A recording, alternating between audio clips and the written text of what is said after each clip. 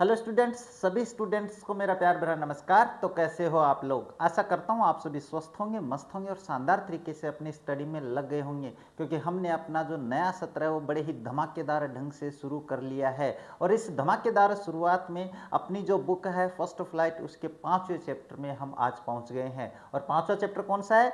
Glimpses of India का पहला भाग जो है बेकर फ्रॉम गोवा। आज इसको हम बहुत ही शानदार तरीके से पढ़ने वाले हैं। सबसे पहले समरी पढ़ने वाले हैं बहुत ही आसान भाषा में। इसके बाद में पैराग्राफ के क्वेश्चंस भी आज हम इस चैप्टर के करने वाले हैं, क्योंकि इंपॉर्टेंट चैप्टर है तो इसके पैराग्राफ के क्वेश्चंस भी करने वाले हैं। इसके बाद में अपने जो इस चैप्टर के क्वेश्चंस है और जो एडिशनल क्वेश्चंस है, जो बहुत ही ज़्यादा महत्वपूर्ण क्वेश्चंस है, उनको चैप्टर के अंत में करने वाले हैं, यानी उनके आंसर्स भी आप लोगों को मैं इसी क्लास में करवाने वाला हूं। तो क्लास आप लोगों के लिए बहुत ही शानदार होने वाली है। क्लास को बिना स्किप किए हुए देखना है, ताकि आपको आपके आने वाले एग्जाम में कोई समस्या का सामना ना करना पड़े। तो आज की इस क्लास को शुरू करें इससे पहले आप लोगों से एक बात कहना चाहेंगे, अगर आप हमारे चैनल पे आए हो, हमारे वीडियोस देख रहे हो, वीडियोस पसंद आ रहे हैं, हमारे चैनल को सब्सक्राइब कीजिए, वीडियो को लाइक कीजिए, शेयर कीजिए, साथ ही बेल आइकन को भी ऑन रखिए, ताकि मेरे वीडियोस के नोटिफिकेशन सबसे पहले आप लोगों के पास पहुंचे। अब ज़्यादा समय नहीं लेते, शुरू करते हैं आज की क्लास। और आज की क्लास में अपना जो पहला भाग है, कौन सा? 5वां जो चैप्टर है उसका जो पहला भाग है, ग्लिम्पसेस ऑफ इंडिया का जो पहला भाग है, कौन सा है? ए baker from Goa. A baker from Goa है। इस चैप्टर के बारे में हम बात करने वाले हैं, इस चैप्टर के बारे में पढ़ने वाले हैं, इस चैप्टर की समरी पढ़ने वाले हैं, इस चैप्टर के महत्वपूर्ण पैराग्राफ्स है उनके क्वेश्चंस भी आज मैं आप लोगों को इसी चैप्टर में, इसी क्लास में करवाने वाला हूं। तो ध्यान से समझना है। सबसे पहले बात करें अपने पास ऑथर कौन है इसके, तो ऑथर अपने पास लुसियो रोड्रिग्स अपने ऑथर है। नाम नहीं आ रहा है, कोई बात नहीं है, ऐसे घबराने की आवश्यकता नहीं है। तो ये अपने पास ऑथर है इनके। तो थोड़ी सी जानकारी बता देते हैं इसके बारे में भी क्या है। देखो, लुसियो रोड्रिग्स वाज, है ना, ये कौन थे व्यक्ति थे? वाज बोर्न इन गोवा इन 1916। इनका जन्म गोवा में 1916 में हुआ, 19 यानी 1916 में हुआ। And passed away in 1973। Passed away का मतलब क्या होता है? गुजर जाना, यानी स्वर्ग सिधार जाना, यानी मर जाना। मैं यहाँ पे मर जाना लिख देता हूँ आसान भाषा में, वैसे गुजर जाना होता है 1973। अच्छा, इसके बाद he was a prominent. Prominent का मतलब होता है प्रसिद्ध। क्या होता है भाई? इसका अर्थ होता है प्रसिद्ध। वो एक प्रसिद्ध थे भाई, कोंकणी एसेस्ट, कोंकणी भाषा के निबंधकार थे। एसेस्ट का मतलब क्या होता है? निबंधकार होता है। चलिए मैं बता देता हूँ, ये निबंधकार होता है, निबंधकार। अच्छा चलिए, निबंधकार क्या होता है सर? जो निबंध लिखते हैं ना, उनको निबंधकार कहते हैं। Who also wrote in English, जो कि कोंकणी भाषा में तो लिखते ही लिखते थे, कोंकणी भाषा ना उसमें तो लिखते थे, अंग्रेजी में भी लिखते थे। और कॉन्ट्रीब्यूटिंग, कॉन्ट्रीब्यूटिंग का मतलब सहयोग करना, इन वेरियस पीरियडिकल्स। पीरियडिकल्स का मतलब होता है जो अपने पास 15 दिन से पत्रिकाएं छपती है, उसको कहते हैं। और मैगजीन्स यानी पत्रिकाएं, पीरियडिकल्स, और अपने पास मैगजीन्स, ये पत्र पत्रिकाएं हैं भाई जो अपने छपती हैं। He served as a visiting professor of folklore. Folklore का मतलब होता है लोक साहित्य। फोल्कोर का मतलब होता है लोक साहित्य। लोक साहित्य में वो अपने पास क्या है? प्रोफेसर भी। विजिटिंग प्रोफेसर का मतलब होता है जैसे किसी कॉलेज में गए, वहाँ पे अपना थोड़ा स्पीच दिया, बताया बच्चों को, जैसे मैं आप लोगों को बताता हूँ ना, वैसे ही। इसके बाद एट सेवरल यूनिवर्सिटीज, कई यूनिवर्सिटीज, विश्वविद्यालय जो कॉलेज होती है ना उसमें। And also taught English in Mumbai, Mumbai में कॉलेज में अपने पास अंग्रेजी भी पढ़ाई है। एंड गोवा, गोवा में भी पढ़ाया है। हिज एसेज, उनके जो निबंध है, इंक्लूडिंग शामिल करते हुए ए बेकर फ्रॉम गोवा, ये जो पढ़ने वाले हैं ये भी एक निबंध ही है, एक ऐसे है। तो ये जो अपना बेकर फ्रॉम गोवा है, वर पोस्टमसली का मतलब क्या होता है? मरणोपरांत। पोस्टमसली मतलब मरणोपरांत, यानी किसी के, जैसे किसी ने निबंध लिखा और वो चला गया ऊपर अपने भगवान के पास, फिर उसके पीछे से उसको प्रकाशित करते हैं, वो होता है पोस्टमसली, यानी मरणोपरांत। Published in the collection soil and the soul. Soil का मतलब होता है मिट्टी, सोल का मतलब होता है आत्मा। ये अपने पास उसका कलेक्शन था, संग्रहण था। इस संग्रहण में अपने ये चैप्टर है, अपना जो निबंध है, ये प्रकाशित किया गया। तो ये अपने पास ऑथर हो जाते हैं, जो छोटी सी जानकारी आपको रखनी है। यहाँ से आपका चैप्टर है वो शुरू होता है। तो चैप्टर को थोड़ा जल्दी पढ़ेंगे, कोई ज़्यादा टफ नहीं है। टफ आएगा मैं बता दूंगा, मैं बैठा हूँ ना आप लोगों के लिए। तो देखो, ओवर एल्डर्स, ये शुरू से यहीं से करता है, हमारे बुजुर्ग। एल्डर का मतलब क्या होता है? बुजुर्ग, बड़े जो होते हैं उनको कहते हैं। बुजुर्ग ऑफन हर्ड, रेमिनिसिंग का मतलब होता है याद करते हुए, पुराने दिनों को याद करते हुए। नॉस्टैल्जिकली का मतलब भी वही होता है कि अपने पुराने ज़माने की जो घर की याद नहीं होती है वो यादें, जैसे अपने पास कहीं घर से दूर रहते हैं फिर अपने को घर की याद आती है, उसको कहते हैं नॉस्टैल्जिकली। इसके बाद about those good and old Portuguese days, किसके बारे में याद करते हैं हमारे बुजुर्ग? उन पुराने पुर्तगीज दिनों को याद करते हैं जब वो छोटे बच्चे थे। जैसे अपने दादाजी नहीं याद करते हैं वैसे ही ये याद करते हैं। The Portuguese and their famous loaves of bread, वो पुर्तगीज दिनों को तो याद करते हैं पुर्तगीज, और फेमस यानी प्रसिद्ध, लोव्स यानी पत्ती जो अपने पास स्लाइस होती है किसकी, ब्रेड की, उन ब्रेड की स्लाइसेस को भी याद करते हैं। Those eaters of the loaves might have vanished, हाँ ये हो सकता है कि वो जो अपने पास ब्रेड की स्लाइस खाने वाले थे वो शायद गायब हो सकते हैं। वेनिस्ड का मतलब क्या होता है, गायब होना, वेनिस्ड का मतलब गायब। But the makers are still there, लेकिन मेकर्स जो है ना ब्रेड बनाने वाले या जो ये लोव जो ब्रेड बनाने वाले हैं ये अभी भी हैं यहाँ पे। We still have amongst us the mixers, अभी भी हमारे बीच वो मिक्सर्स हैं जहाँ पे वो बनाते थे। इसके अलावा द मोल्डर्स, मोल्डर्स का मतलब क्या होता है, मोल्डर्स का मतलब होता है वो सांचा जिसमें अपने पास जैसे ब्रेड है उसका सांचा होता है, उसमें डाल देते हैं तो वो सांचा उसके बिल्कुल चौकोर हो जाता है कि नहीं हो जाता है, बिल्कुल उसके उसे कहते हैं अपन मोल्डर्स यानी सांचा, वो सांचे आज भी उपलब्ध है। And those who bake the loaves, और लोव्स का मतलब वो जो पाँव भी बोलते हैं इसको ना, बड़ा पाँव जिसको अपन कहते हैं बड़ा पाँव, कहते हैं कि नहीं कहते, आप खाते हो, आप सभी जानते हो, आपको समझाने की आवश्यकता नहीं है ना। या ब्रेड भी कह सकते हैं इसको ना, इसको ब्रेड भी कह सकते हैं, ब्रेड की एक जो स्लाइस होती है उसको ये भी कह सकते हैं। तो ये जो अपने पास सेकते हैं वो अभी भी स्टिल अपने पास वहाँ पे मौजूद है हमारे बीच में। दोज एज ओल्ड का मतलब वो पुराने दिन। टाइम टेस्टेड फर्नेसेस का मतलब होता है वो भट्टियाँ जिसने टाइम के साथ यानी टाइम देखा, भाई दादा परदादा ने भट्टी लगाई थी और पोता बड़ा हो गया है तो भट्टी तो दादा के समय से, तो समय उसने के लिया, भाई समय यूज किया, समय को चखा इसने। स्टिल एग्जिस्ट, वो अभी भी अपने पास यहीं पे है, उपस्थित है हमारे पास, एग्जिस्ट यानी अस्तित्व में है। The fire in the furnaces का मतलब भट्टी होता है, भाई क्या होता है, भट्टी होता है। Has not yet been extinguished, अभी उन भट्टियों की आग नहीं बुझी है, गायब नहीं हुई है। एक्सटिंग्यूस्ड का मतलब क्या होता है, एक्सटिंग्यूस्ड होता है बुझ जाना, गायब हो जाना, बुझी नहीं है लेकिन। The third and the jingle of the traditional bakers, थर्ड एंड द जिंगल, थर्ड का मतलब होता है जो अपने पास धम की आवाज़ होती है और जिंगल जो होती है छन छन की जो आवाज़ होती है, of the traditional bakers, traditional का मतलब होता है परंपरागत, क्या होता है, परंपरागत होता है। बेकर्स बेम्बू का मतलब क्या होता है, जो बेचने वाला होता है उसके पास एक बांस का अपने पास लठ होता था, भाई लठ है ना, बांस का, बेम्बू जिसको बोलते हैं वो होता था। Heralding is his arrival in the morning, और ये अपने पास जो थर्ड की आवाज़ करता था, धम धम की आवाज़ करता था, जिंगल की आवाज़ करता था, ये हेराल्डिंग का मतलब होता है पहुंचना, हेराल्डिंग का मतलब ये उसके पहुंचने की सूचना देता था, भाई पहुंचना, हेराल्डिंग हिज अराइवल उसके पहुंचने की सूचना देता था, ये होता है भाई हेराल्डिंग। इन द मॉर्निंग सुबह में can still be heard in the some places, और ये जो थर्ड की आवाज़ है, ये जिंगल की आवाज़ है, ये आपके पास क्या होती थी, ये अभी भी हमें किसी गांव में सुनाई देती है, कहीं कहीं स्थानों पे देती है। May be the father is not alive, हाँ हो सकता है कि पिता लोग अभी नहीं हैं, but the son still carries the on the family's profession, लेकिन अब जो उनके बच्चे हैं वो इस फैमिली व्यवसाय को आगे बढ़ा रहे हैं, ये है बस। These bakers are even today known as the pader in Goa, अभी ये जो अपने पास क्या है, जो बेकर्स हैं इनको गोवा में पेडर के नाम से जाना जाता है, याद रखना पूछ सकता है। इसके बाद में बात करें नेक्स्ट, तो आगे दिया हुआ है ड्यूरिंग अवर चाइल्डहुड, अब लेखक अपने पास क्या कर रहा है, हमारे बचपन के दिनों में गोवा में the bakers used to be our friend, bakers जो होते हैं, बेकर मतलब मैं जब बेकर बोलूँ तो समझ लेना कि ब्रेड बेचने वाला जो सेक कर बेचता है उसको बेकर कहते हैं। हमारे दिनों में हम जो बेकर्स थे वो हमारे बचपन की बात बता रहा हूँ, हमारे भाईले होया करते थे, भाईले मतलब हमारे दोस्त हुआ करते थे भाई।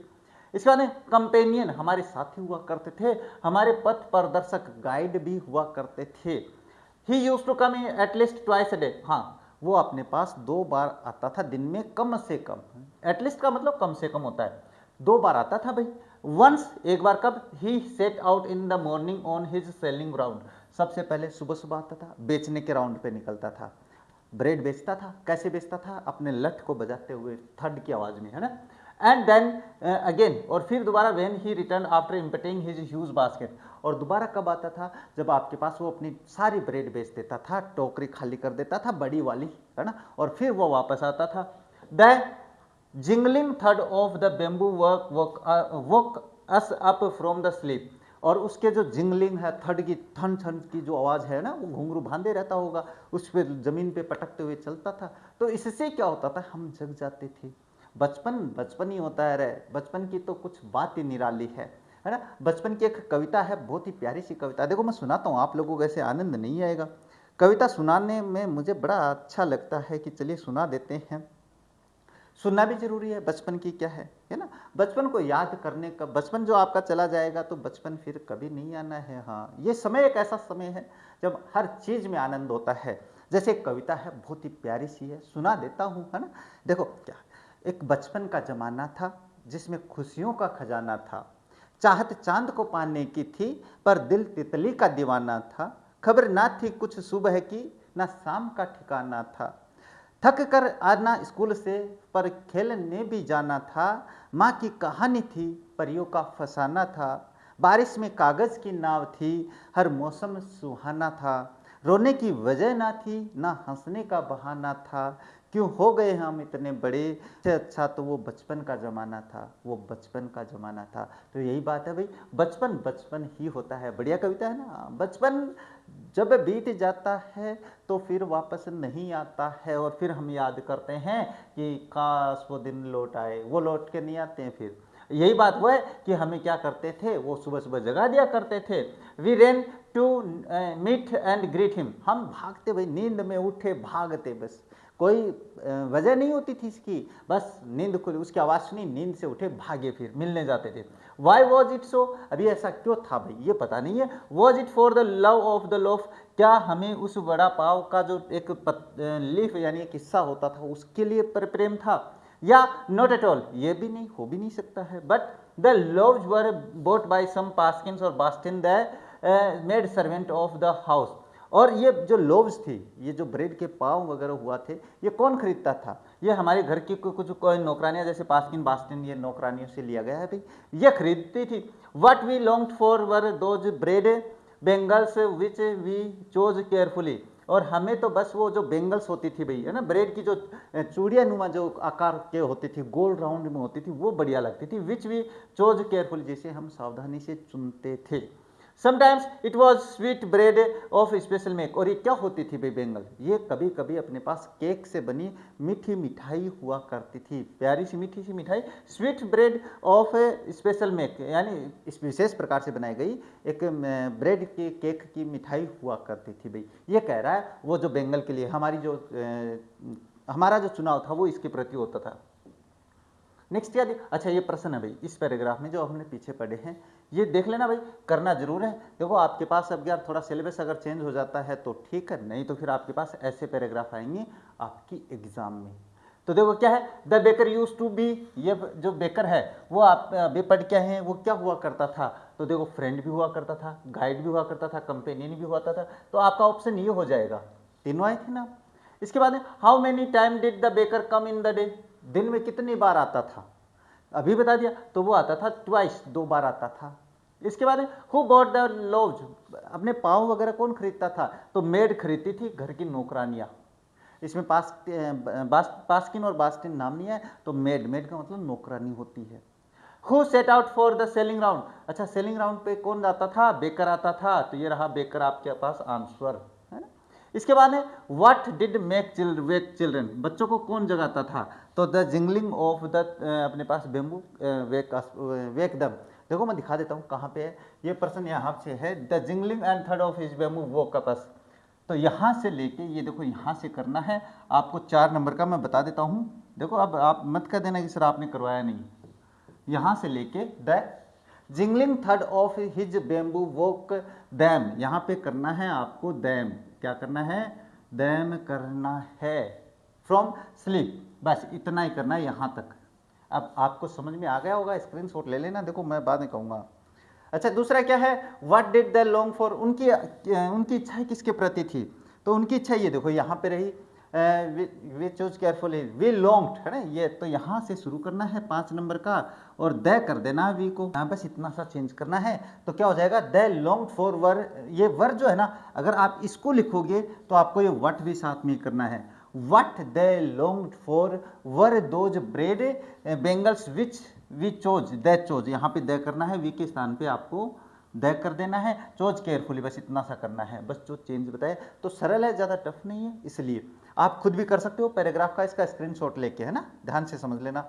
ये बता दिया मैंने भाई, ये अच्छा ये 5 और 6 है भाई, वो ये 5 और 6 है, कहीं आप कहोगे सर आपने गलती करवा दी, 5 और ये 6 नंबर का है, ठीक है, ये देख लेना।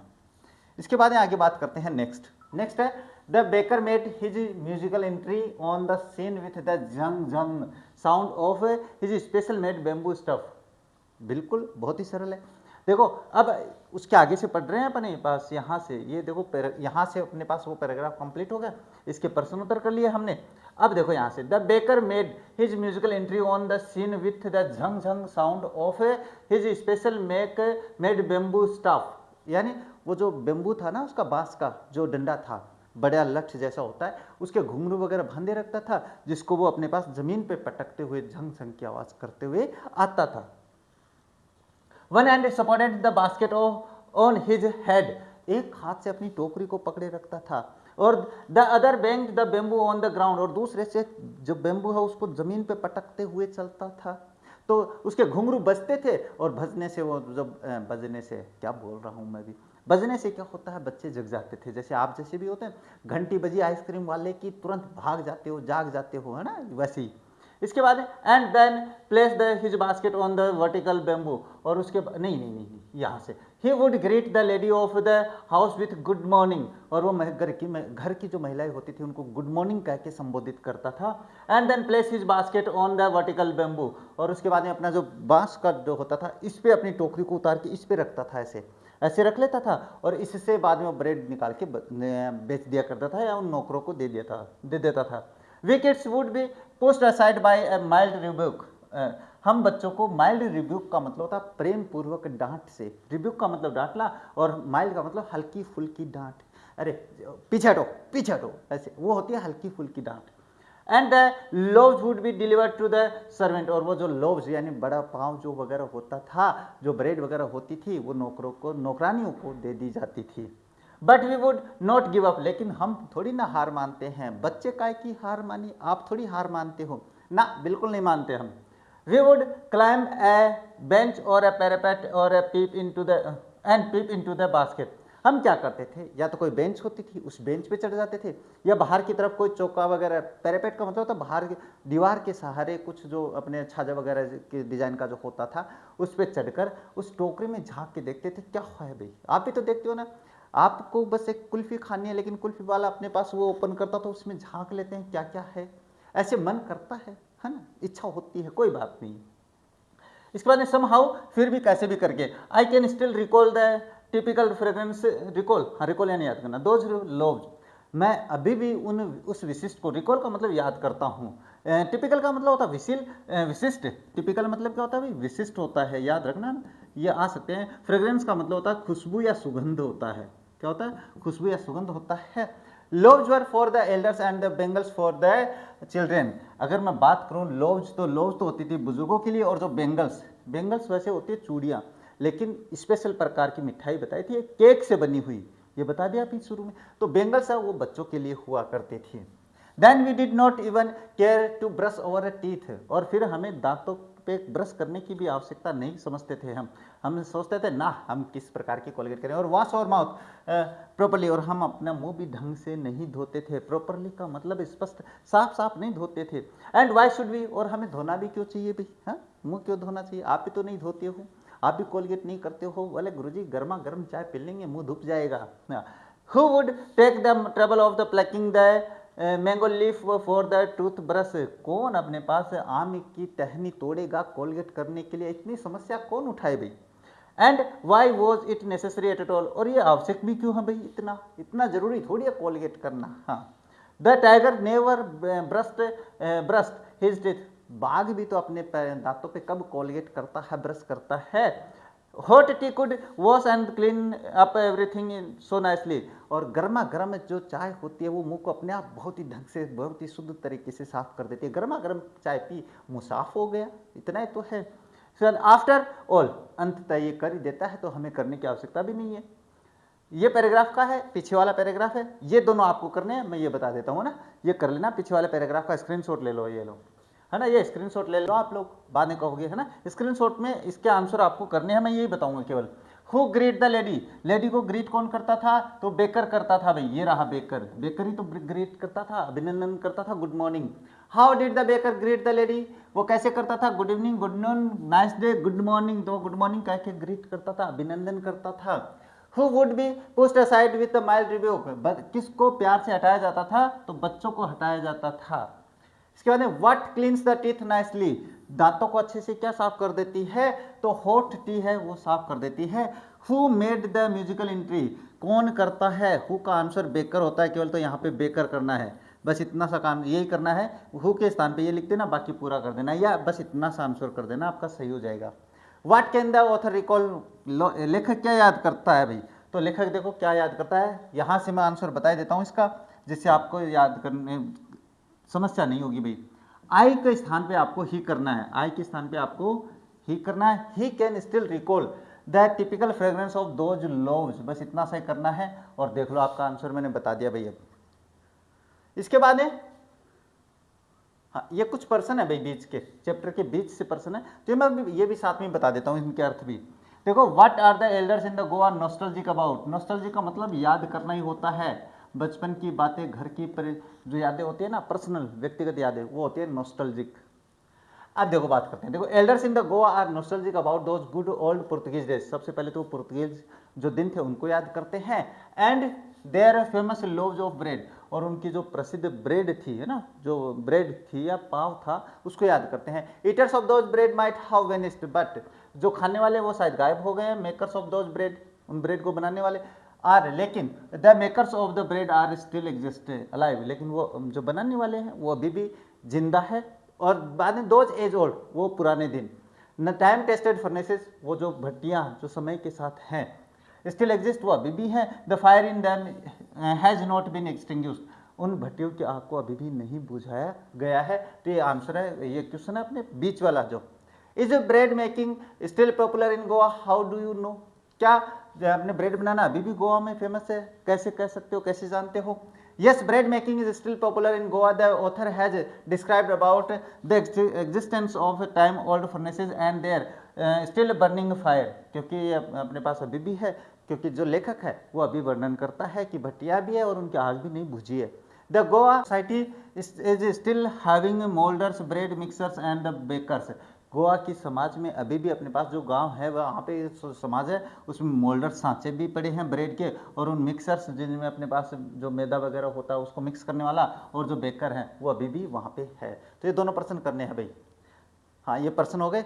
इसके बाद एक ये छोटा सा पर्सन है, ये आ सकता है, नहीं भी आ सकता है, आ चुका है पहले, लेकिन एक ही तो शब्द है ये, पेडरो। When would the baker come every day? Why did the children run to meet him? बढ़िया पर्सन है, अगली बार आ सकता है, इंपॉर्टेंट लगा देता हूँ।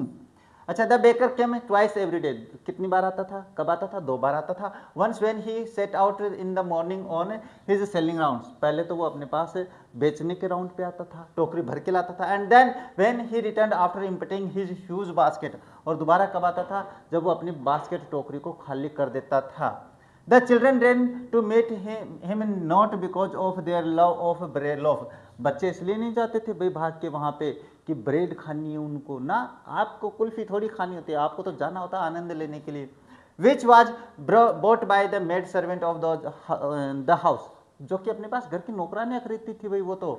The actually long for the bread bangles, वो तो अपने पास ब्रेड बेंगल्स के लिए आते थे, एक स्पेशल प्रकार की मिठाई जो केक से बनाई जाती थी, विच द चोज केयरफुली, जिसको वो सावधानी से चुनते थे। Sometimes it was A sweet bread of special make, जो कि विशेष प्रकार से बनाई गई एक केक की मिठाई होती थी। अब देखो बात करते हैं आगे, आगे अपना चैप्टर शुरू हो जाता है यहाँ से। चलिए, marriages gift are meaningless without the sweet bread known as the bol. अब अपने पास शादी की बात करते हैं भाई, देखिए शादी के जो मैरिज गिफ्ट्स आर है ना, मैरिज गिफ्ट्स आर यानी शादी के जो गिफ्ट होते हैं, आप भी देंगे, बड़े होंगे तब आपके पापा देते होंगे, मम्मी देती होंगी गिफ्ट, तो वो मीनिंगलेस हो जाते हैं भाई बिना मिठाई के। एक मिठाई होती है भाई अपने पास नॉन एज बोल, ये एक बोल नाम की मिठाई है, ये ध्यान में रखना, बोल क्या है, मिठाई है। अब ये मीनिंग शादी का कोई अर्थ नहीं होता है अगर शादी के गिफ्ट का अगर बोल मिठाई का डब्बा नहीं दे। अरे कहने का मतलब दिवाली पे अपने पास सोन पापड़ी नहीं लेके आए, रक्षाबंधन पे बुआ जी आएंगी, दीदी आएंगी तो क्या लेके आएंगी, सोन पापड़ी। वैसे ही बोल एक मिठाई है जिसके बगैर शादियों का गिफ्ट है वो अधूरा समझा जाता है। जस्ट एज पार्टी और फिस्ट, वैसे ही पार्टी और दावत, फिस्ट का मतलब दावत होता है, losses it's charm without bread, वैसे ही अपने पास जैसे बोल के बिना शादी वाला गिफ्ट अधूरा है, वैसे ही पार्टी है वो ब्रेड के बिना अधूरी होती थी उन दिनों में। Not enough can be said to how important a baker can be for a village, कोई भी नहीं कह सकता है गांव के लिए एक बेकर जो है वो कितना महत्वपूर्ण होता है। The lady of the house must prepare sandwiches on the occasion of her daughter's engagement, घर की महिलाएं अपनी बेटियों की सगाई पे क्या बनाती थी भाई, सैंडविचेज बनाती है, तैयार करती है। केक्स एंड बॉलिनहेज are the must for Christmas as well as other festivals, अगर बात करें केक और बॉलिनहेज मिठाई का नाम है भाई, are the must Christmas as well as other festival, त्योहारों पे, क्रिसमस के त्योहारों पे और अन्य त्योहारों पे केक और बॉलिनहेज ये मिठाई का नाम है, ये दोनों जरूरी होते हैं। इसके बाद दस the presence of the bakers furnaces in the village is absolutely essential, इसीलिए गांव में बेकर की भट्टियों का उपस्थित होना बहुत ही आवश्यक है। इसे एब्सोल्युटली यानी निस्संदेह है ना, पक्के से, और एसेंशियल यानी आवश्यक, एसेंशियल मतलब क्या होता है, आवश्यक होता है।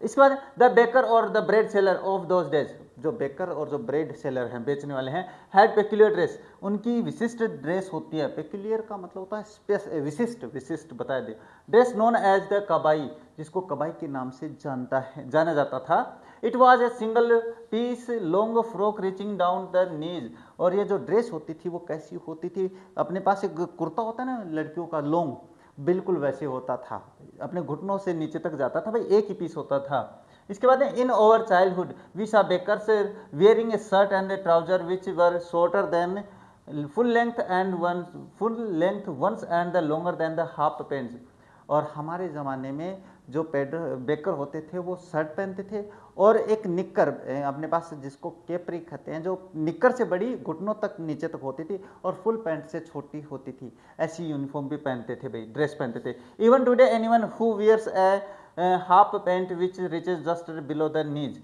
Invites the comment that he is dressed like a pader, हमारे ज़माने में आज भी अगर घुटनों के नीचे तक की पैंट कोई पहनता है, घुटनों से नीचे तक की और टखनों से ऊपर की, यानी नीचे फुल पैंट नहीं, उसको आज भी कहते हैं ये बिल्कुल पेडर की तरह ड्रेस पहनता है। इसके बाद में बात करें नेक्स्ट, तो नेक्स्ट अपने पास ये पैराग्राफ है भाई, पैराग्राफ के क्वेश्चन आपको करने हैं, ये मैं बता देता हूँ। व्हाट आर द मीनिंगलेस, तो फेस्टिवल गिफ्ट्स, मैरिज गिफ्ट्स है ना, विदाउट बोल, ये बोल भी होना चाहिए था यहाँ पे, तो ये गिफ्ट्स आ जाएगा यहाँ पे। What did the lady of the house must prepare on the occasion of her daughter's engagement, महिलाएं क्या पकाती थी भाई, तो क्या बनाती थी, तैयार करती थी, प्रिपेयर एंड तैयार, सैंडविच तैयार करती थी। इसमें the peculiar dress of the baker was known, baker की विशिष्ट जो ड्रेस थी कैसे जानी जाती थी, कबाई के नाम से जानी जाती थी। What is considered meaningless without the ball, अच्छा ये तो अपने पास हो गया भाई, मैरिज हो गया यहाँ पे, तो ये तो रिपीट हो गया। What does the lady of the house do on the daughter's engagement, ये वो कि अपने पास क्या बनाती थी, सैंडविचेज, अपने पीछे वाले पैराग्राफ में देख लेना, यहाँ पे आप लोग खुद कर लेना भाई, इसमें अपने पास वो रहा, the lady of the house must prepare sandwiches on the occasion of her daughter's engagement, यहाँ से लेके और यहाँ तक का है 5 नंबर का, यहाँ से लेके यहाँ तक का 5 नंबर। इसके बाद में what are the must on the Christmas and the festivals, तो ये अपने पास यहाँ पे रहा भाई, कहाँ पे ये रहा, बोलेनाइज ये रहा, केक्स यहाँ से शुरू करना है 6 नंबर का, मैं बता देता हूँ भाई, चलिए आपको बता देता हूँ, यहाँ से 6 नंबर का शुरू करना है और यहाँ पे यहाँ तक 6 नंबर का कंप्लीट है, यहाँ से 5 का शुरू करना है, बस हो गया कंप्लीट पैराग्राफ। चलिए फिर आगे, हाँ, the baker usually collected his bills at the end of the month, जो बेकर होता था महीने के अंत में बिल है वो कलेक्ट करता था। Monthly accounts used to be recorded on the some wall in the pencil. कुछ जो उसके रिकॉर्ड थे भाई वो दीवारों पे नोट किया करता था, पेंसिल वगैरह से, कच पेंसिल वगैरह जो आती है उससे दीवारों पे नोट करता था, जिसे याद रहे कि भाई हाँ इसका इतना हिसाब है। इसके बाद baking was indeed a profitable profession in the old age. पुराने दिनों में, है ना, पुराने ज़माने में अपने पास ब्रेड पकाना जो बेकिंग का काम है वो बड़ा ही लाभदायक था। प्रॉफिटेबल यानी जिसमें लाभ होता है। The baker and his family never start. जो परिवार होता था बेकर और जो परिवार होता था उसका कभी भूखे नहीं मरते थे भाई। स्टार्ट का मतलब भूखे मरना, नेवर स्टार्ट, कभी भूखे नहीं रहते थे। He his family and his servants always looked happy. वो, उसका परिवार और उसके नौकर चाकर है वो हमेशा खुश नजर आते थे। एंड प्रोस्पर्स यानी समृद्ध नजर आते थे, समृद्ध लगते थे भाई, है ना, ये ध्यान में रखना भाई, समृद्ध। Their plump physique was an open testimony to this. उनका मजबूत शरीर, गठीला शरीर, प्लम्प यानी गठीला शरीर, गठीला यानी जैसे बॉडी बिल्डर नहीं होते क्या, वैसा गठीला शरीर होता था। ये उसको ओपन टेस्टिमनी यानी उसको अपने पास लोग अपने आप जान जाते थे कि भाई हाँ ऐसा दिख रहा है, खाने वो कह रहा ना रे अमीर परिवार से लग गए ये तो, है ना, ये वैसे ही।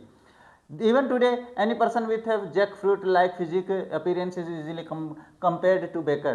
आज कल भी अपने पास अगर किसी का शरीर मजबूत है, ऐसे गठीला है, तो उसको बेकर से तुलना कर दी जाती है। और यहाँ पे आपका चैप्टर है वो कंप्लीट हो जाता है। अब रही बात इन प्रश्नों की, तो प्रश्न भी करवा देते हैं। देखो, what did the baker wear in the Portuguese days, where, when and when the author was young. ये प्रश्न करना है, इसका कुछ ऐसे ज़्यादा नहीं आएगा, लेकिन ये आ सकता है क्योंकि दो भाग हैं इसके।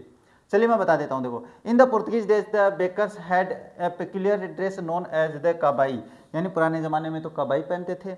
It was a single piece long frock, frock मतलब जो महिलाएं पहनती हैं, लड़कियां पहनती हैं ना, लंबी फ्रॉक, वो उसके जैसी होती, reaching down to the knees, वो घुटनों तक पहुंचने जैसी होती थी। अब जब लेखक के टाइम की बात करें तो क्या पहनते थे, when the author was young, जब ऑथर छोटा मतलब जवान बच्चा था, छोटा बच्चा था, he saw the bakers wearing a shirt and the trousers which were shorter than full length ones and the longer than the half pants. लेकिन जब अपने पास लेखक छोटा था अपने, तो वो कैसा देखता था, अपने हाफ पैंट से तो बड़ी और फुल पैंट से छोटी पैंट पहने हुए उनको देखता था। तो ये अपने पास करना जरूरी है। अच्छा, who invites the comment he is dressed like a pader, why. अच्छा, चलिए बात करते हैं पर्सन के बारे में। During the narrator's childhood days the baker had a peculiar dress, उनकी स्पेशल एक ड्रेस होती थी। Roar shirts and the shorter than usual pants, छोटे कपड़े पहनते थे, मतलब पैंट शर्ट तो पहनता था, अपने फुल पैंट से छोटा जो जिसको अपन केपरी कहते हैं वो पहनता था। दस if someone is seen wearing pants of this much length, अगर कोई अपने पास इतनी यानी घुटनों से नीची और पैंट से छोटी जो वो अपने केपरी पहनता था, उसको क्या कहते हैं, the invite the comment he is dressed like a pader. तो फिर उस पर कमेंट होता था ये तो पेडर की भांति कपड़े पहनना है या बेकर की भांति। अच्छा, where did the monthly accounts of the baker recorded, कहाँ अपने पास उसके अकाउंट लिखे जाते थे, तो the monthly accounts of the baker were recorded on the some wall with a pencil, ये तो बता दिया मैंने। What does a jackfruit like appearance means? इसका मतलब क्या है, जैक फ्रूट लाइक अपीयरेंस का मतलब, जैक फ्रूट नहीं जानते क्या, कटहल जिसको अपन कहते हैं उसके जैसा। तो jackfruit like appearance means a well built और प्लम्प फिजिक, इसका मतलब था मजबूत शरीर वाला यानी गठीला शरीर जिसको अपन कहते हैं। Similar to a jackfruit, जो कि अपने पास जैक फ्रूट से समान रखता है। जैक फ्रूट जानो नहीं हो क्या, बिल्कुल जानते हो, मुझे पता है, अरे वो कटहल जिसको अपन कहते हैं। इन दोज डेज, उन दिनों में bakers had a plump physique, उन दिनों में उनका गठीला शरीर हुआ करता था। Because baking was a profitable profession, क्योंकि जो बेकिंग है वो आपके पास क्या होता था, लाभदायक बिजनेस होता था।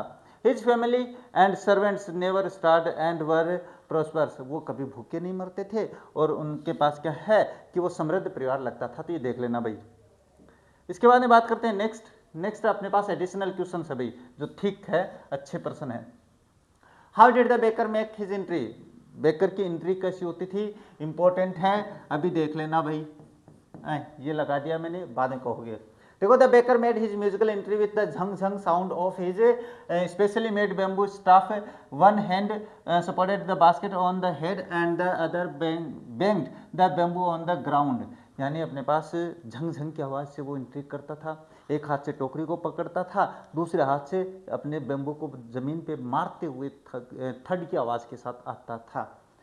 He would greet the lady of the house and then place the basket on the bamboo.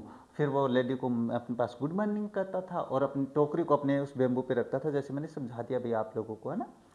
ये प्रश्न इंपॉर्टेंट है। Describe the bread sellers dress. ये ड्रेस, ये एक ही बात है, इससे पहले जो अपने किया ना, ये इसमें सॉरी ये नहीं, कहाँ गया अभी, ये रहा, ये दो भाग हैं इसके, तो ये देख लेना, ध्यान से समझ लेना। हाँ देखो, द बेकर और the bread seller wore a special peculiar dress, एक विशिष्ट ड्रेस पहनता था। It was known as kabai, उसको कबाई कहते थे। It was a single piece long frock, एक लंबा फ्रॉक होता था। It reached down to the knees, ये घुटनों तक पहुंचता था। ड्यूरिंग द नरेटर्स चाइल्डहुड, लेखक के बचपन की बात करें, बेकर्स रोर ट्राउजर्स, ट्राउजर्स मतलब पायजामा, पायजामा होता है, which were shorter than the full length, जो कि अपने पास फुल लेंथ पैंट से छोटा होता था, and longer than half pants, और हाफ पैंट से बड़ा होता था। ये होता है। इसके बाद में हाँ और भी अभी, what do the elders reminisce, reminisce ये बता दिया शायद मैंने, प्रश्न है ना, रेमिनिस अबाउट एंड वाई, किस बारे में याद करते हैं और क्यों याद करते हैं। तो देखिए, the elders reminisce nostalgically about the good old Portuguese days, सबसे पहले तो वो अपने पुराने ज़माने के दिनों को याद करते हैं, जो पुर्तगाली दिन थे उनको। And the Portuguese loaves of bread, और जो अपने पास पुर्तगीज लोव्स होती थी, पुर्तगाली जो ब्रेड सेकने, ब्रेड होती थी या पाव होता था, उसका प्रति जो है ना प्रेम, उनको वो याद करते हैं। The loaves of the bread were an integral part of the Goa's life, ये जो अपने ब्रेड वाला है ना, ये एक अभिन्न अंग था गोवा के जीवन का। मैरिजेस वर मीनिंगलेस विदाउट स्वीट ब्रेड, जैसे मीनिंग अपने शादी है वो स्वीट ब्रेड के बिना मीनिंगलेस था भाई, कोई अर्थ नहीं था। The lady of the house must prepare sandwiches on the daughter's engagement, महिलाएं अपनी बेटी की सगाई पे सैंडविचेस बनाती थी। Christmas and the other festival must have cakes and the बॉलिन हैज, इन पे अपने पास बॉलिन हैज और केक्स होता था। The still remember the jingling third of the baker in the morning, वो अभी भी इन चीज़ों को याद करते हैं। ये अपने पास इसका आंसर हो जाता है भाई। How can you say that the makers of the famous Goa loaves are still there, कैसे कह सकते हो कि गोवा के जो बेकर्स हैं वो अभी भी मौजूद है वहाँ पे। तो अभी बता देते हैं, पढ़ के आए हैं भाई। देखो, many of those eaters of the loaves might how dead, हाँ भाई वो जो ब्रेड खाने वाले थे ना वो तो चले गए, मर गए हैं, लेकिन देयर मेकर्स स्टिल एग्जिस्ट, लेकिन उनको बनाने वाले अभी भी क्या है, स्टिल एग्जिस्ट, जिंदा है। द मिक्सर्स, जो अपने पास घोलते हैं, घोलने का काम करते हैं। मोल्डर्स, सांचे हैं। And those who bake the loaves are still there in Goa, वो अभी भी गोवा में है। The fire in the furnaces has not yet been extinguished, अभी भी जो भट्टियां हैं उनकी आग नहीं बुझाई गई है। And the third and jingle of the bakers bamboo can still be heard in the morning in the some places, अभी भी अपने पास कुछ जगह ये जो सुबह सुबह एंट्री करता है ना अपने पास बेकर, वो आवाज़ सुनाई देती है। दीज बेकर्स, ये ब्रेड सेकने वाले, नॉन एज पेडर्स, इनको पेडर्स के नाम, ये पेडर्स स्पेलिंग गलत है भाई, है ना, PADERS, है ना, paders, exist in the even today, वो आज भी एग्जिस्ट करते हैं। The family profession is still carried on, जो परिवार का व्यवसाय है वो अभी भी बच्चों के द्वारा किया जा रहा है। ये आपका शायद चैप्टर कंप्लीट हो जाता है।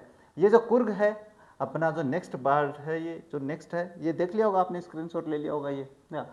ये जो नेक्स्ट भाग है ये अपन आगे की क्लास में बात करेंगे, क्योंकि अपन एक साथ पढ़ेंगे तो क्लास काफ़ी लंबी हो जाएगी, है ना, तो इसको आगे की क्लास में अपन कंप्लीट कर लेंगे। ये जो अपना कुर्ग जो नेक्स्ट भाग है इसको लेकर मिलेंगे आप लोगों से अपनी नेक्स्ट क्लास में। तब तक देखते रहे हमारा चैनल। जय हिंद, जय भारत।